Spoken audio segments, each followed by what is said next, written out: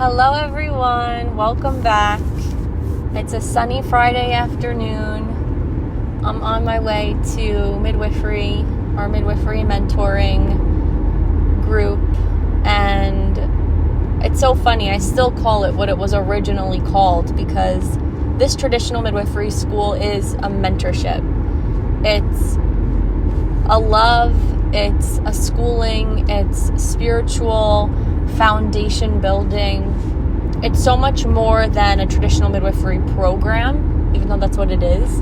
It's a relationship. And yeah, so I refer to it still to the midwifery mentoring circle, which is what we originally were called before it turned into a program, which is called Sophia Circle. And I'm on my way there right now and just gathering all my things last night. I'm just like feeling so blissed out. I love what it feels like to prepare to go somewhere, like to begin a journey. I used to get so excited when I would travel, like those weeks leading up to leaving the country or going for like a long trip just feels so bright. Everything looks brighter and more clear, and there's just this sense of everything's going to be okay. We're going to get refreshed. And so I have this nice glowy feeling inside and can't wait to be with some of my favorite women on the planet. And so I'm very excited and really grateful to be able to gather with them this weekend. And it always falls at the perfect timing. It's like when it's needed, it's right around the corner. So it's feeling really nice. But I've been kind of in this place. I didn't really know if I was going to share this or not. But I was in a place of really wanting to make some changes this school year for my daughter. She'll be going into kindergarten. And this message just keeps like popping into my head. I forget who said it to me. Probably my mom, because she always puts me on the spot like that. But anyway, we're in between these two routes for her. Ideally, I would love to have tried homeschooling because I do believe that the public school systems keep kids in a box, and it just, they want everybody to be the same, learn at the same pace, do the same thing. And so for me, that automatically makes me uncomfortable because to me, my daughter is a light that is just all over the place. She loves being creative and dancing and singing, and she's an artist. She's an actress. She's this otherworldly type of child, like many are when they're able to express themselves. And thinking of her entering a system where they really are not pushed to explore that part of themselves makes me really uncomfortable and saddens me beyond belief. And I've been in denial that she's headed towards kindergarten until this last month before kindergarten starts. And so last minute I'm thinking, well, what can I do? Like, what can we do so she doesn't have to enter the system? And I thought hard. I looked into homeschool curriculums. I considered trying to recruit kids in to create a homeschooling group. Those that didn't want to do kindergarten, at least the parents didn't want to send their kids to kindergarten, and they were making this decision last minute as well. I figured I can't be the only one that's having these cold feet. And so I looked into this. I tried, did a few real hard work days trying to figure out what this could look like. And then crickets. Like, nobody found a real interest where they could make this work in such short notice, because it's already practically mid-August and school starts in less than 3 weeks. And so it's unfortunate because if I were to have done more research earlier, maybe I would have been able to create a really great experience that included other moms who didn't want to put their kids in the system. And bringing this back to what my mom had said to me the other day, we're having this conversation and she's playing devil's advocate like she does best. And she's like, well, what does Lila think she's doing this year? And I was like, well, she thinks she's going to kindergarten. And she's like, okay, and what's the alternative if she doesn't go to kindergarten? And I said, well, she would be repeating her pre-K class again, like the year again, with an amazing teacher, lots of one-on-one time, some new kids, and she would get further into letter and number recognition, have a little bit of a stronger foundation because she's a young 5-year-old. She just turned 5 this month. My mom's like, okay, well, let's take a step back from all of these different factors and just look at the simple fact that Lila had her heart set on going to kindergarten. She had her heart set on going on the bus and going to school with these kids that she knows already are going to her elementary school if she were to go. And she's like, Taylor, it's not about you. Like, it's not about you and what you want right now. It's actually about Lila. And of course I got a little taken back by that, because in my head I'm like, I just want to do what's best for her. Of course it's not about me. But once I removed that lens of just wanting to do what's best for her, I could see that that's me trying to be in the savior role, this protective role of possibly putting my kid in a bubble because I don't like the systems that we have to be a part of with no choice. And of course we do have a choice, but my point is that so many people are a part of these systems, like blindly just going into, heading into them without realizing they could do it a different way. And so it's almost like once you know that there's another way to do it, you can't unsee it, and you just want to create that change. But in all of this in particular, even if I think it would be best for her, I don't know what's best for her. Like, she will be able to tell me in time what's working for her. And as her mother, I will be able to read her and hopefully be as in tune with her as I need to be to know what's working for her and what's not working for her. And so that's been a huge eye-opener over the last few days. Just like trying to let go of trying to protect her and shelter her and save her from the systems that she's going to need to learn about, know about, and probably at some point be involved in, like, for instance, public school, because we're in mainstream America, and what else am I going to do? Hide her and not let her do things because I don't like it? In any other situation, that would sound ludicrous. And so I'm trying to find this openness and this flexibility to this situation. But the biggest thing about this was it's not about me. It's about her. It's about her, like, period. There's nothing else that needs to be said about it when I think of it in that way. Because it's only kindergarten. And all she has to say is say, Mommy, I don't like it. And I will do all I can to create a different way for her. But we're not there yet. I'm trying to rush us into being there.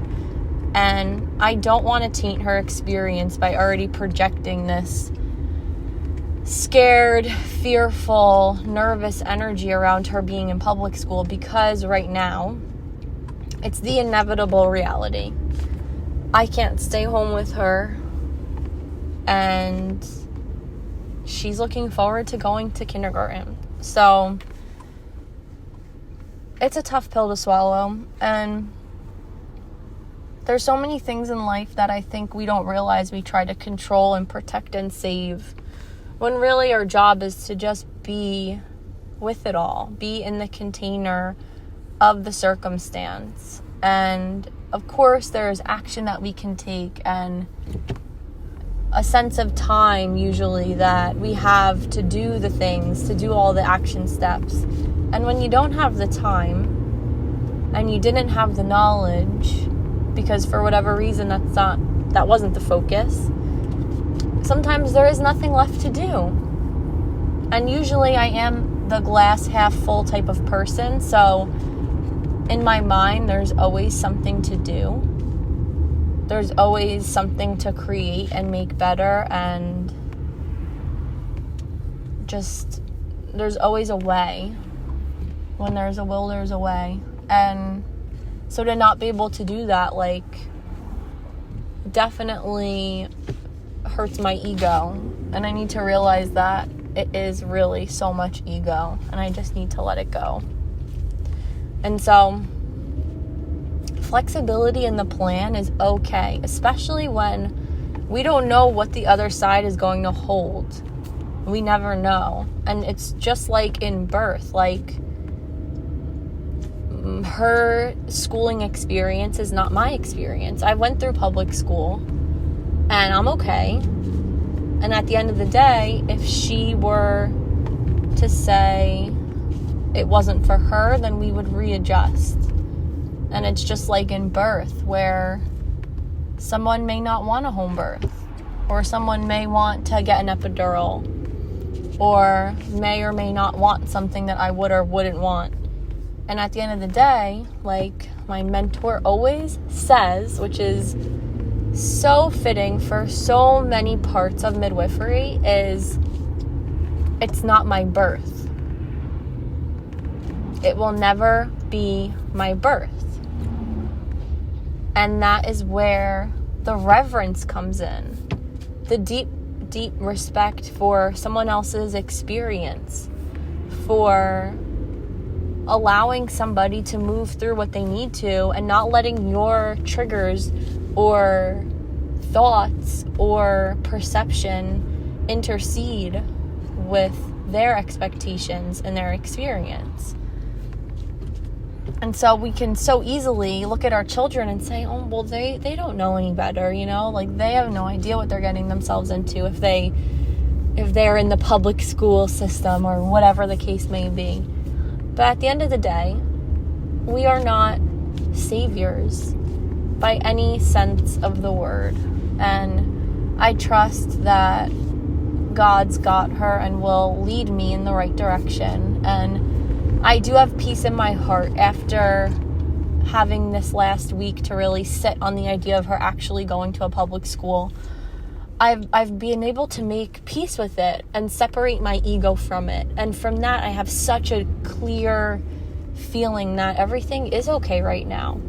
And so much of me trying to rush her out of this and to create something new was because I just want to protect my baby. But God's got it. God has it. And if it were to be where I were the one to be home with her this year, I'm sure this would have lined up. My eyes would have been open to it months ago. But they weren't. They weren't. I procrastinated this experience. I put it off. I didn't want to see it. And for what reason, I don't know. But here we are now. And I'm hoping to have full acceptance over this by her first day, which I have a feeling I will get there in the next few days. And can really just open to the knowing that this is not my life.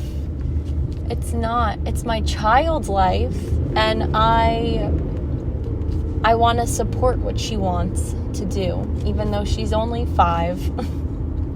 She has an expectation of this year.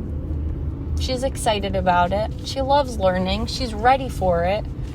And so there's this balance of knowing our kids, knowing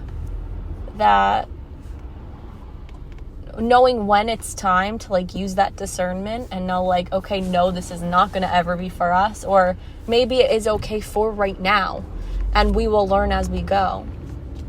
It's definitely knowing that balance, discerning what's right, what's wrong, what's good for the moment, and really being picky and choosy about those decisions, and knowing when it's time to not be picky and choosy is really flipping hard, because everything when it comes to our kids, at least for me, feels like a major decision.